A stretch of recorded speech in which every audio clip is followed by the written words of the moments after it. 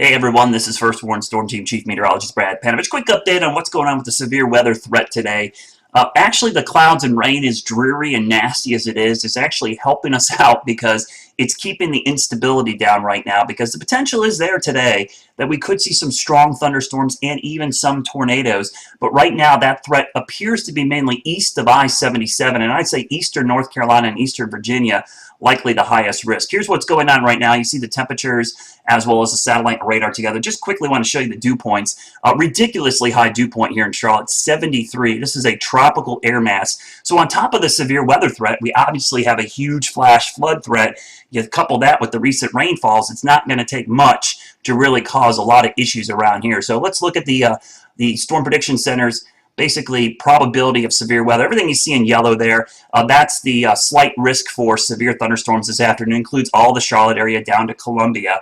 When you look at the tornado probabilities, the yellow area here, this is a 5% probability of a tornado within 25 miles of any point on the map. The green is a 2% probability. Hail, not much of a hail risk today. It's really tropical atmosphere in nature, so you tend to not get a lot of hail in these types of situations. Wind, that's the main threat really, about a 15% probability of damaging straight line winds with our system. Now, I'm going to put the satellite and radar back up here, and I'm going to put some parameters on here. The first is going to be STP, significant tornado parameter. Now, this is a snapshot at 11 o'clock, and right now you can see the significant tornado parameter basically over the Midlands of South Carolina is starting to peak a little bit, but it's really high up here in eastern Virginia and eastern North Carolina, anywhere from 0.5 to 1. It's not super high, but with a very, very tropical atmosphere, it's probably not going to take much to get things going. Surface-based CAPE, this is essentially what we call thunderstorm fuel. You see how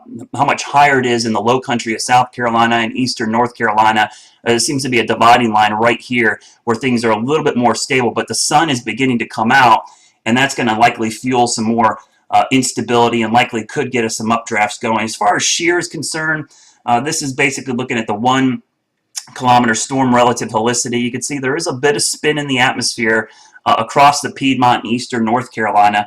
Let's look at the effective storm relative helicity. Again, anything here, you start seeing these shades of green or yellow, you start getting up around 200 to 250.